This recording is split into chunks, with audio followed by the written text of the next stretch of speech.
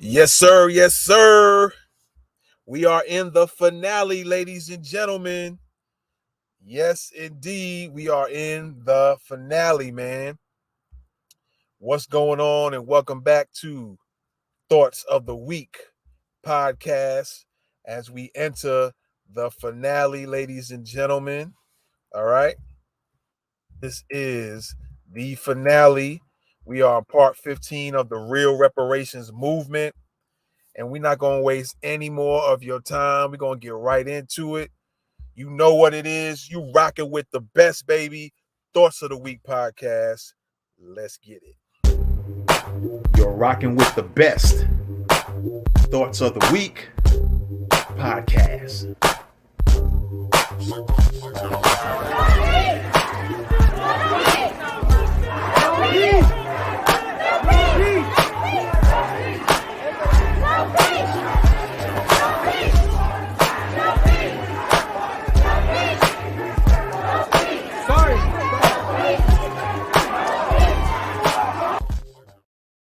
That's right, ladies and gentlemen. You're rocking with the best Thoughts of the Week podcast. And we are in the finale. This is part 15 of the Real Reparations movement.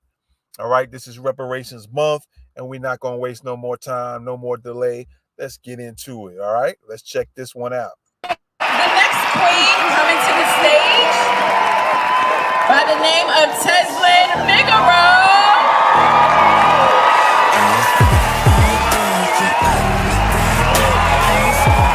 What's happening, DC? My name is Tezlyn Figaro. I won't hold you long. Y'all know when I say that it really be long, but I won't hold you long. All day long you've heard our sister Jade break down to you the 5 important pieces to reparations, correct? So when they go back on Twitter and say, "When nobody talking about reparations," are y'all gonna remind them that not only have the speakers addressed it, but Jade addressed it every time she got on this microphone? Every time. I need y'all to do that and make sure when they come up with these lines, we need to make sure that you were told repeatedly the 5 things that you need to do in order to move reparations. The second thing I want to point out is you've heard about the who should get reparations, the what is reparations, the who shouldn't get reparations, the how you get reparations, or the why you should get reparations. I came to talk about the who. Somebody say the how. Well, why is Sister Tezlyn, I know y'all like to say sister and brother, so I'm speaking to like, why is Sister Tezlyn talking about the how? Well, because Sister Tezlyn got a decade plus of receipts on actual successful accomplishments on getting things done in politics. I got plenty of love for the reparationists, but I'm a receipt-anish. Meaning I have receipts on exactly how to move policy, receipts on exactly what it means in order to get these folks to pay attention. It's not just about Twitter Spaces. It's those who are willing to do this in real places. Give yourself some love for going beyond the Twitter space and being in a real place.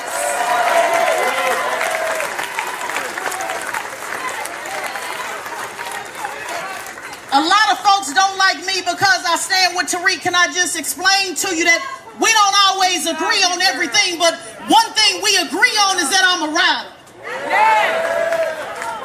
And what does it mean to be a rider? It means that I get it. I know on social media y'all go buy 2 hot wings and a pepper and $85.99. Sister got back $25.29. But my real government name is Tezlyn Figaro. You cross the T and you dot the I in Figaro. That means that I'm willing to dox my damn self to be crystal clear about where I stand.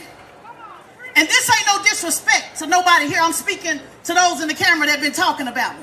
Let me do a side angle so they can get a good angle. I'm talking to the ones on Twitter Space that's been running their mouth. That wasn't me, but thank you for the turnaround. While you running your mouth under hidden names,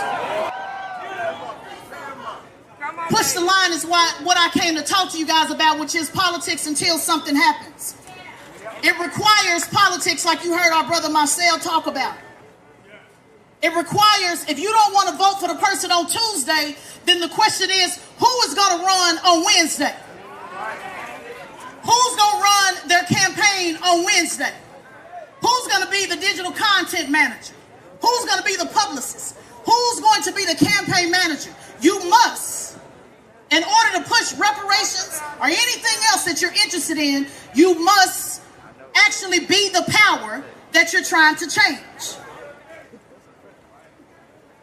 To a lot of the folks in the elite that said they don't get it, they don't understand, that ain't nothing changing between now and Tuesday with these candidates. That might be true, but I got news for you. What's changing between now and Tuesday is now they know we ain't fucking around. Push the line training is about politics until something happens. Push. That means that you push the line in whatever way that you can. You are not focused on what the person on the left is doing, what the person on the right is doing. You're focused on what you can do. What can you do in order to move the ball forward? Critics have said, well, you got to be able to vote for people, to put people in office, or it's not going to never happen. Well, I got news for some of those critics. I'm not going to say their name because it's already been said. I got news for some of those critics. The current administration, most of the elected officials that are in office, they ain't doing this no way. So we are done begging. It is time to vote. I do believe in local politics. I'm not going to stand here and say it's a strategy. You got some people that say don't vote, no tangible. I'm telling you, my strategy is to get people to run for office in local elections, state elections, because you're not going to change their mind. They've already been bought. It is time for us to vote. That's right. That's right. In California, the Reparations Task Force, that's a state issue. While the federal government is still trying to decide if they're going to do a study or not, California's already doing it. Who is running in the state of California in 2024 to actually vote on that? That's right. That's right. It can't just be Marcel. He's just one. That's right. You got to put them in place, grassroots. Right. After today, 10 or 15 of you should be in my next training to figure out how do I run for office to actually get the job done. This is how you push the line. And then I want to know who's going to help them run that campaign. No matter where you live, you can run somebody's campaign. The devil is a lie. No matter where you live, you can contribute your gifts and your talent to put people in office. Even if they lose, you still winning. If you're interested in the training, I want you to take your phone out. I'm going to give you the number to text in a second. In September, Jade told you about it. Christy, shout out to Christy, one of the trainers that I brought. It's a nonpartisan training. We don't talk about issues. We don't talk about agendas. We don't talk about Democrat or Republican. We simply give you the tools. Step 1, step 2, step 3, this is how you run. This is what you need to do. There's 5 components to it. Campaign roles and responsibilities. Campaign compliance, meaning actually having your paperwork done. Campaign planning, campaign management, and community coalition building. I did another online one in October. I'm going to offer those same 5 classes online. I'm coming to some of your cities, but if you can't get it face to face, then get online so that you can get the tools to actually organize. We need 527s. That's a super PAC. That's what Bernie Sanders did. That was why he was able to shake up politics. You ain't got to like Bernie Sanders. I've checked him myself publicly. But I'm telling you, it's a recipe to it. It's what the Tea Party did. You got to have a 527. If you don't like the no bucking, no vote campaign, then where are our commercials to counter that? All right.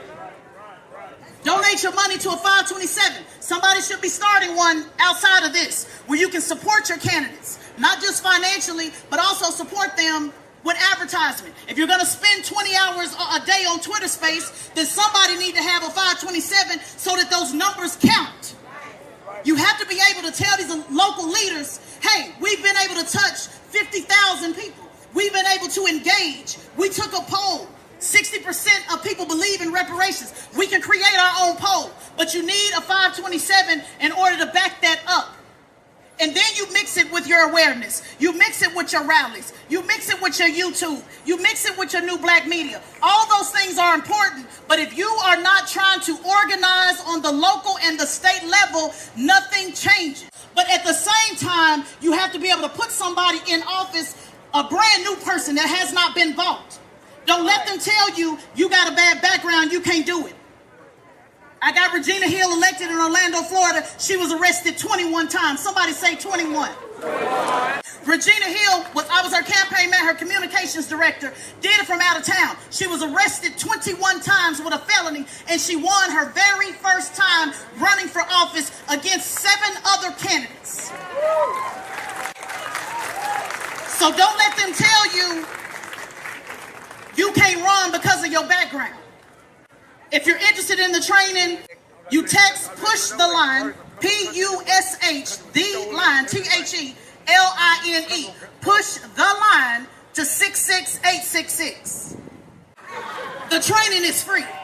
I went to Congressional Black Boot Camp in 2010. I went to Yale Campaign School for Women. I went to the White House Project. I got the game, I took the knowledge, I'm giving it back to you. I went to Ruthless, you name it, Emily's List. All of the top trainings in the country, and there has yet to be one that speaks to people like me and you. That's right. That's right. I've worked on campaigns on the local, the state, and the national. I've called out elected officials, including Bernard Sanders, who was my former employee. I'm the only one that sued his movement for anti-black racism with my name on it. And won. You may have heard people talk about the wheat and the tare. The new international version gives it to you this way, and this is how I like to quote it. A lot of people say, Willie D said, oh, Tezlyn, you one of the GOATs, you one of the greatest of our time. You always see people hashtagging GOAT, GOAT, GOAT, GOAT, greatest of our time. Can I talk to you a moment about the sheep? Come on now. The Bible says that it will separate the wheat from the tare. But the international version says that when it's all said and done, there's going to be a moment when you're going to have to be accountable for what you did. Not challenging me on Twitter space, but accountable for what you have done. And the same way I see this crowd, they say that it's going to divide up down the middle. And it will be a separation from the sheep and the goat. Say that. I know y'all want to be the GOAT. I know y'all want to be the greatest of all time, but I need to talk to you about what it is to be a sheep. And a sheep don't mean go along to get along. A sheep don't mean fold when they come against you like a lot of our brothers and sisters are having to deal with in the media. A sheep don't mean I'm just going to do whatever they say. A sheep is about the shepherd's business. And if you are about the shepherd's business, then you will find yourself doing the work even when don't nobody stand by you. You'll find yourself doing the work when they talk about you on Twitter. You'll find yourself doing the work when that HR manager call you in the job and say, was that you on social media? Yeah. I know y'all don't want to put your real name out there because I know you got something to lose, but you're talking to a bride that lost it all. So I move different because I don't have no problem being an Uber driver. I didn't have no problem going to sell shoes at dealers for $12. I'm a hustler for sure. And I don't run no non-profit either. I'm a boss. Period. Don't nobody fund me. I don't take no check. And I don't want your little old cash app. You do need to be funding somebody, but I don't ask for y'all money because I always need to be in a position to tell you to go to hell. But it's something about a soldier that also put their fingerprints on the trigger. Quick story, for those of you that watch Boys in the Hood, if you haven't, leave now. That's a classic. But do y'all remember remember when Trey said he was about that business? Yeah. Remember? He was swinging at the air.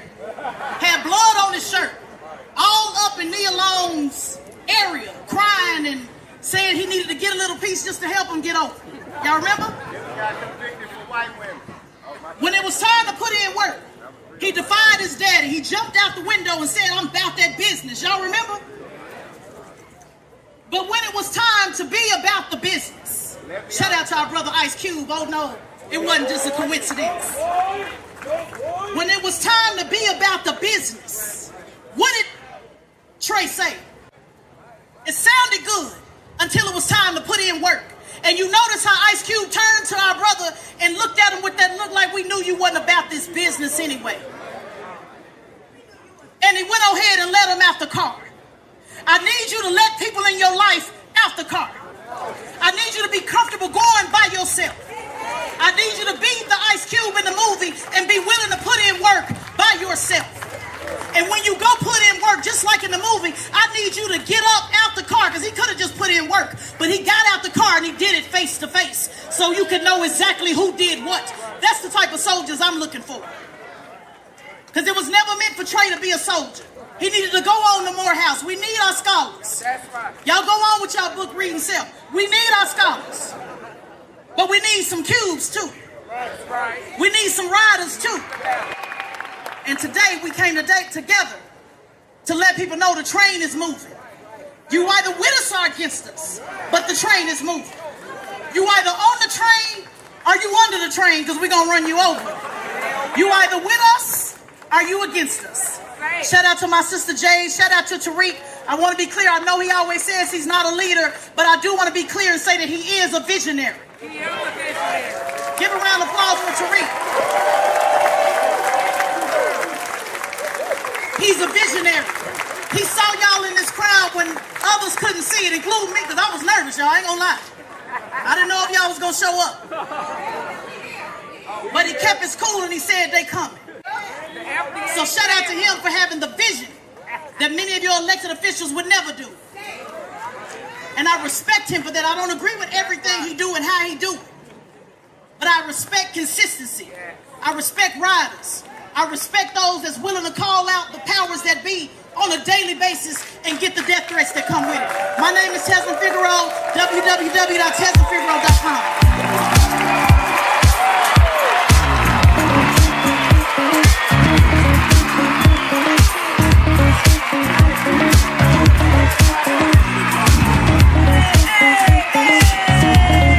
Give it up for Tezlyn Figaro!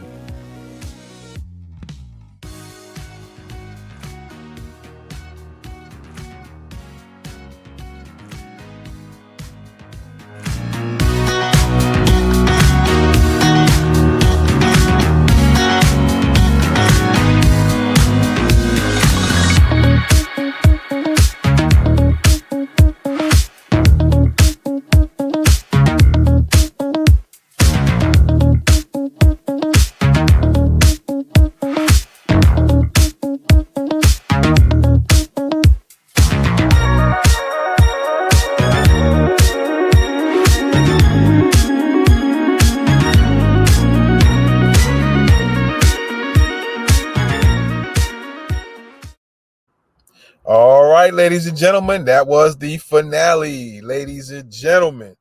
Yes, indeed. So real quick, I'm going to hit on a few points real quick. All right. Push, and the push the line stands for politics until something happens. That's PUSH, politics until something happens. She spoke about the importance of running locally and also by running by the state, running for state office, because a lot of people are bought and paid and bought. All right. And she says you want to vote for people who are not going to be paid for and bought for. Very important. And she spoke about a lady named Regina Hall, I believe, or Regina Hill. And this lady was arrested 21 times, and she still ran for office and won the very first time she ran. So Tezlyn wanted to make a point that don't let people trick you about what your background is. If you feel like you want to run and they'll say, oh, you can't run because your background is this, or you've been arrested too many times, blah, blah, blah, blah. She just made a point and she can pull the receipts and show that she got somebody elected who was arrested 21 times. And now they ran for office and won the first time they ran. All right. So I just wanted to pull those points out, man. And yeah, that is the finale, ladies and gentlemen. This is what the real reparations movement should look like. All right. And y'all let me know what y'all think, man. We're gonna get up out of here. You're rocking with the best Thoughts of the Week podcast. I'll see you on the next one. Peace. You're rocking with the best Thoughts of the Week podcast.